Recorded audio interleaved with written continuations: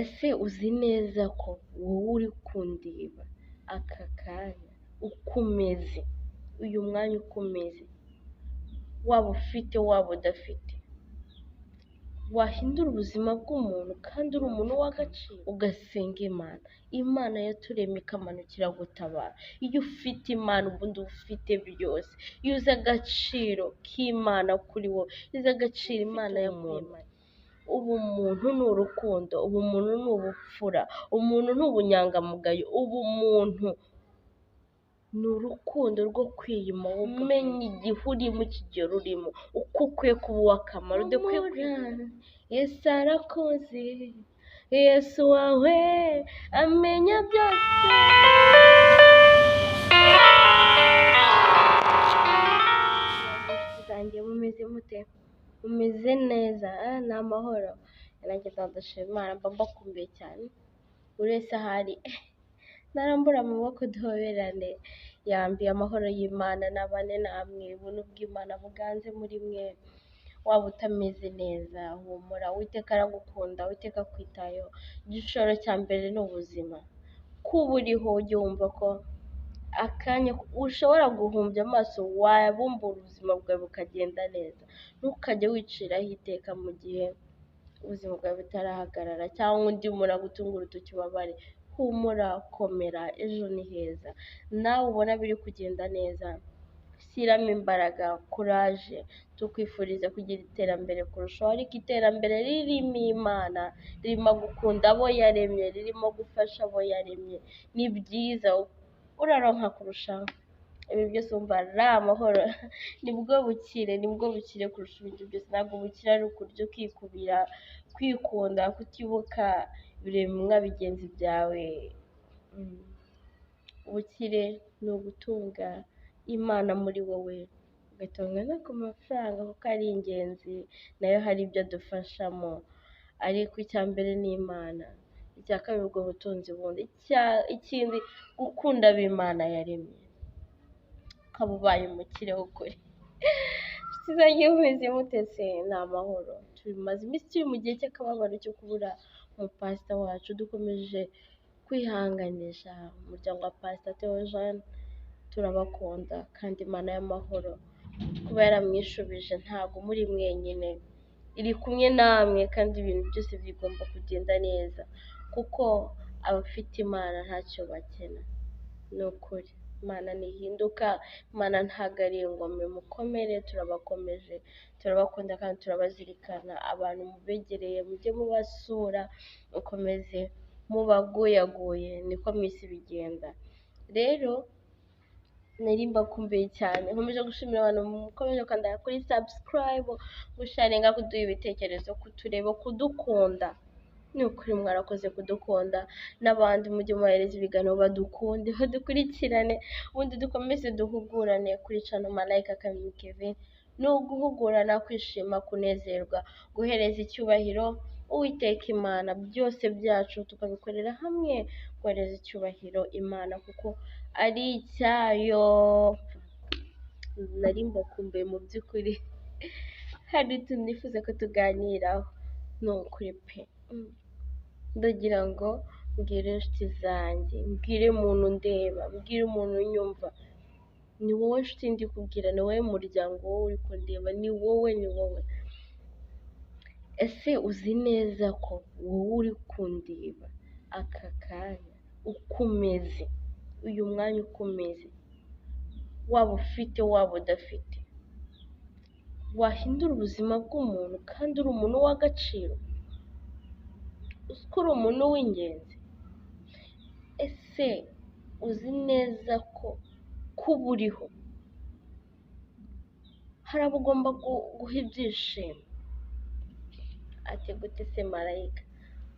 Ba hafi uhite uganire, ba hafi unyumve, nkumve, umbwire uko, ujye muri comment umbwire uko ubyumva, ugire inyunganizi cyangwa umbwire ati Marayi nibyo cyangwa gutya n'ibi. Biba bikeneye kujya muri comment nawe tukaganira. Ariko nshuti yanjye, icya mbere gishobora gutuma uhindura ubuzima bw'umuntu ndetse n'ubwawe bugahinduka kurushaho, kuba ufite Imana ikindi cya kabiri, kuba ufite ubumuntu. Icya gatatu, waba utunze mu buryo bumwe cyangwa ubundi. Ushobora kuba utunze mu by'ubuhinzi n'ubworozi cyangwa undi afite kuri kashi. Ibyo bintu bishobora gutuma uhindura ubuzima bw'umuntu, hakagira imiryango ibaho iseka. Uri umuntu w'agaciro. Iyo ufite Imana, nta nshuti cyangwa umuvandimwe cyangwa uwo uzi n'uwo utazi wagira ikibazo ngo uhangayike. Urapfukama ugasenga Imana. Imana yaturemye ikamanukira gutabara. Iyo ufite Imana ubundi ufite byose. Iyo uzi agaciro k'Imana kuri wowe, uzi agaciro Imana yakuremanye, buri kimwe cyose. Ijambo ry'Imana rivuga ngo dutabaze iradutabara, itwereke ibikomeye tutabasha. Wahindura ubuzima bw'umuntu, wamusengera, ibintu byose byahinduka. Mwashyira hamwe, ibintu byose byagenda neza. Kuba ufite ubumuntu. Ubumuntu ni urukundo, ubumuntu ni ubupfura, umuntu ni ubunyangamugayo, ubumuntu ni urukundo rwo kwiyuma wowe ugahundi. Ushobora kuvuga igihe kintu ngo se nakwiyima ikintu nkagiha undi kubera iki? Ndi Yesu se ngo mbapfire? Oya. Ushobora kuba ufite ikirayi kimwe, ushobora gucamo ibisate bine. Wowe ushobora kurya kimwe ugaha wa wundi ikindi, bitewe n'abana afite cyangwa wowe uri umwe, bitewe n'impamvu nyinshi zitandukanye. Icyo gihe uba usa nkaho wiyemye, kandi nyamara mu rundi rwego murasangiye. Ntabwo mvuga ngo ugende wicwe n'inzara upfe ugaburira undi. Oya, n'ijambo ry'Imana risaba kugira ubwenge, ariko ugira ubumuntu. Uvuga uriya muntu nshobora kuba hari icyo namufasha akaramuka, nshobora kuba hari icyo nashyira mu nda yamaze kabiri nta kintu arya, nshobora kumuvuza yarembeye hariya, nshobora kumugurira n'iyo parasitamoro umutwe ukoroha, nshobora ubuzima bw'umuntu bugahinduka, kandi ishobora kuba yava mu mubiri. Ariko reka mbabwire, bisaba kuba ufite ubumuntu. Turi abantu muri iyi si, turi benshi, ariko se ni bande bafite ubumuntu? Iyo ufite ubumuntu, ntutaramira uwo wagiriye neza cyangwa umucyurire, ahubwo uhora ushaka anezerwe, umuntu w'Imana anezerwe. Ikindi cya gatatu, iyo ufite ubutunzi, wamugabira mu by'ukuri. Ushobora kumubwira ati ndagirira iyi hene igize atanga umusaruro, uzafataho nanjye mfateho, kandi n'ifumbire uzaba uyikoresha nawe uzazamuka. Hinga uyu murima, ibyo tuzateramo nzasarura mbere usarure kabiri, cyangwa usarure igihande kimwe nanjye nsarure ikindi, cyangwa se nkugurane nk'iki cyo kurya. Ni ubumuntu, ni urukundo, ni ubuzima bw'umuntu waba ugiye guhindura, kandi nawe uri kumwereka izindi process, uri no kumwigisha ubwenge, gatuma nawe ejo nagira ahagera azajya amenya uko afasha abandi. Uri umuntu w'agaciro. Ushobora kuba uri umunyeshuri, mugenzi wawe yasibye, umufatire note cyangwa ubwiye ko wasibye, naze umufashe, umusobanurire. Nta kintu ufite mu bifatika, ariko urukundo ufite rwashoboza ko n'ibyo byose mwabigeraho. Ntabwo umunyeshuri yakwibagira. Ni benshi tujya twibuka badufashe turi ku ntebe y'ishuri, badusiye turwaye, batugiriye neza, batwitayeho. Ndakwinginze uko waba uri kose, menya ahubwo ngo urugero ndiho n'iki nakora.